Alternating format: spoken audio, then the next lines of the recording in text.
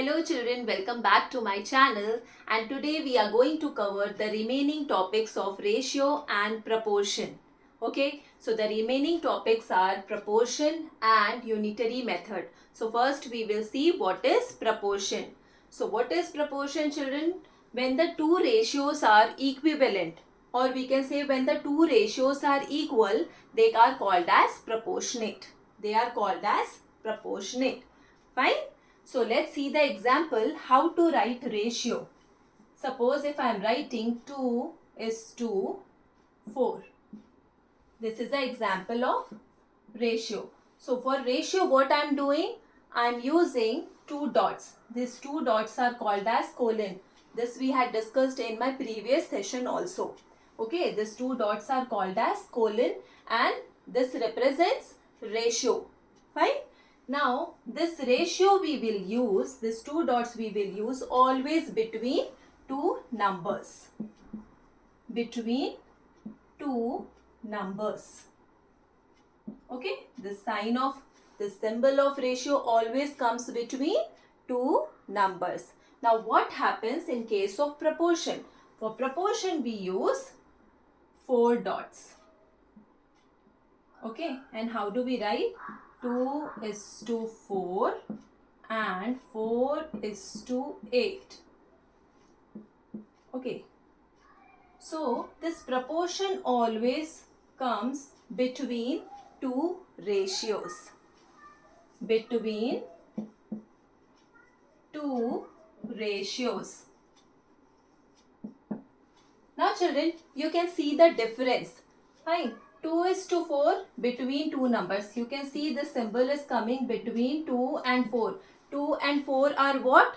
They are numbers. So our ratio always shows the comparison between two numbers, and proportion shows the comparison between two ratios, because 2 is to 4 is one ratio. Fine. And 4 is to 8 is another ratio. So it shows the comparison between two ratios.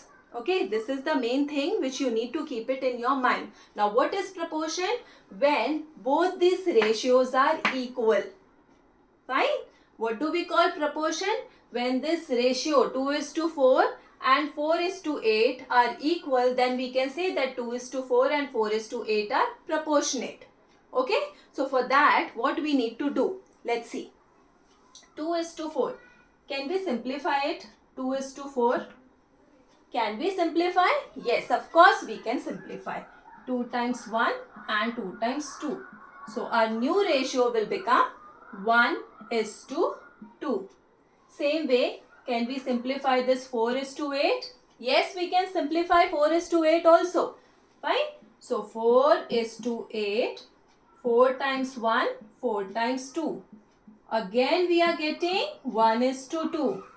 Now children, here what you can observe, here also we are getting 1 is to 2.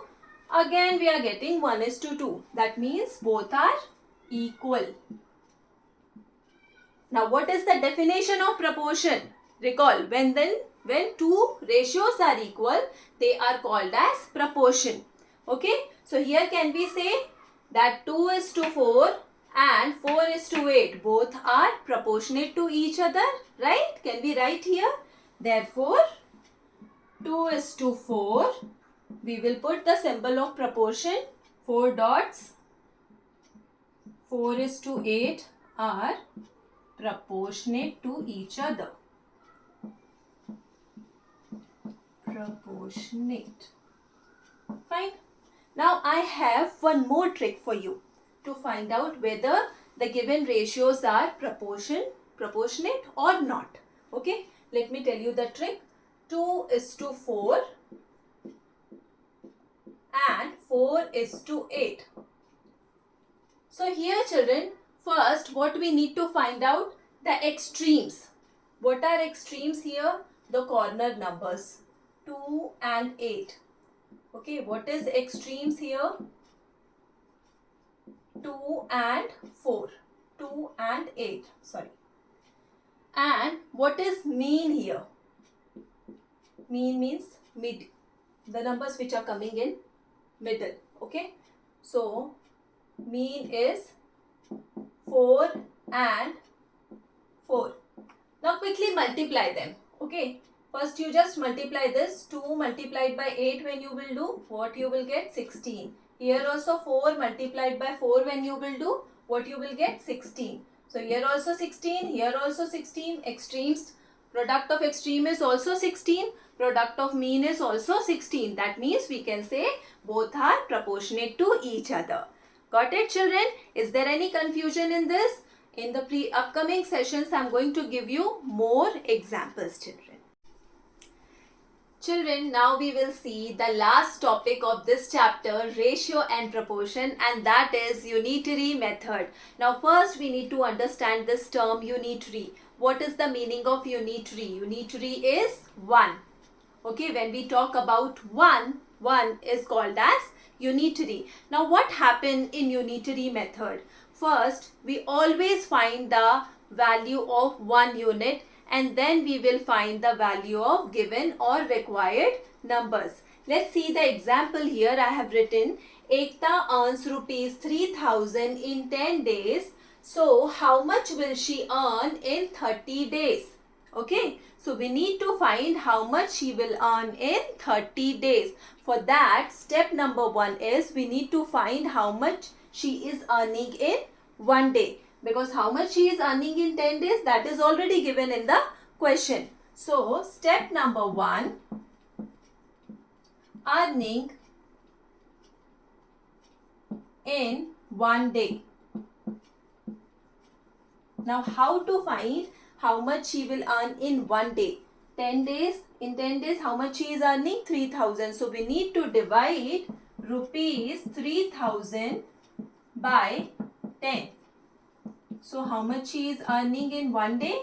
Rupees 300. How much she is earning? How much Ekta is earning? Rupees 300. Now, what our question is asking? How much will she earn in 30 days? So, in our next step, step number 2, we will find earning in 30 days. 30 days. So, rupees 300, what she has earned in 1 day, multiplied by 30. Okay, multiplied by 30. Now, we know 3 times 3 is 9. Add 3 zeros. So, she will earn 9000 in 30 days. How much Ekta will earn in 30 days? 9000. For that, what we have done? Rupees 300 multiplied by 30. Understood, children? Same way, if I take one more example, suppose cost of 5 chocolates is already given. Cost of 5 chocolates is, just assume, rupees 20. Fine. And here we need to find cost of 10 chocolates. I want you also to solve, children, along with me. What we need to find out? Cost of 10 chocolates. We know cost of 5 chocolates. We need to find cost of 10 chocolates. So here also what we need to do? We will find first cost of 1 chocolate. So cost of 1 chocolate will be rupees 20 divided by 5, that is 4.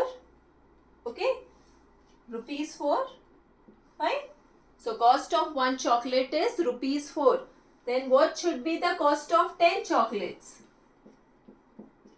Cost of 10 chocolates. For that, what we will do? 4 multiplied by 10. So our final answer will be rupees 40. Understood? Similar kind of question you can solve at your home also. And in my upcoming videos, we are going to discuss so many example questions, children. So many practice questions. Okay? So for that, you need to watch my upcoming videos.